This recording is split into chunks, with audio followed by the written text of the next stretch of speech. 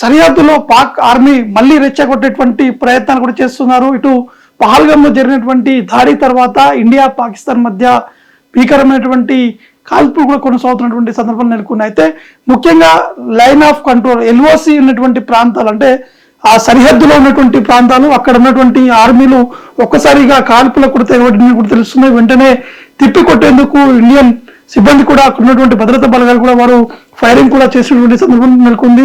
ఖచ్చితంగా అక్కడ ఉన్నటువంటి పరిస్థితులు, అక్కడ ఉన్నటువంటి లోకల్ స్థానికులు కూడా అక్కడి నుంచి వెళ్ళిపోవాలని చెప్పేసి బలగాలు కూడా వారికి చెప్పి కూడా తెలుస్తున్నాయి. అంటే ఆ కాల్పులు జరుగుతున్నటువంటి సమయంలో, అంటే సాధారణంగా ఎప్పుడు కూడా ఈ బార్డర్స్లలో ఖచ్చితంగా ఫైరింగ్ అనేది కొనసాగుతూనే ఉంటుంది ఏదైనా సమస్య వచ్చినటువంటి సమయంలో. కానీ ఇటీవల కాలంలో జరిగినటువంటి పహల్గామ్ ఘటన తర్వాత పోలీసులు మాత్రం చాలా సీరియస్ గా తీసుకున్నారు. ఈ భద్రతా బలగాలు జమ్మూ కాశ్మీర్ పోలీసుల సాయం తీసుకొని అక్కడి నుంచి వారిని పట్టుకునేందుకు అనేక ప్రయత్నాలు చేస్తున్నారు. ఇదొక వైపు అయితే, మరోవైపు పాక్ దీన్ని ఖచ్చితంగా ఇంకా కొంత ఓవర్ చేస్తూ కావాలని చెప్పి ఇండియన్ ఆర్మీపై కూడా వారు ఫైర్ చేసినటువంటి సందర్భాలు నెలకొన్నాయి.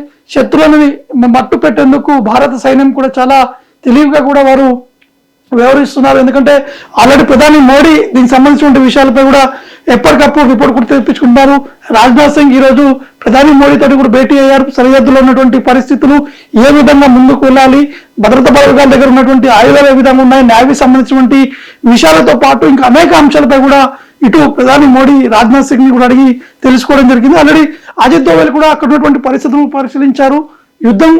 ఒకవేళ యుద్ధం ప్రకటిస్తే ఖచ్చితంగా వారికి కావాల్సినటువంటి సదుపాయాలు కావచ్చు, సామాగ్రికి సంబంధించిన అంశాలపై కూడా పూర్తి స్థాయిలో ఒక క్లారిటీతో కూడా ఉండడం జరిగింది. కానీ రీసెంట్ గా జరుగుతున్నటువంటి ఈ కాల్పులు దాదాపు 2 రోజుల నుంచి సరిహద్దులో ఎక్కువగా పూంచ్ సెక్టర్ లోనే ఈ యొక్క కాల్పులు కూడా కొనసాగుతున్నట్టు కూడా తెలుస్తుంది. కాబట్టి ఖచ్చితంగా దీన్ని చాలా సీరియస్ గా తీసుకున్నట్టు కూడా తెలుస్తుంది. ఎందుకంటే ఒకవైపు విమానానికి సంబంధించినటువంటి మ్యాప్ అవుతుందో దాన్ని ఖచ్చితంగా మా భూభాగంలోకి రావద్దని చెప్పేసి పాకిస్తాన్ కూడా ప్రకటన కూడా చేయడం జరిగింది.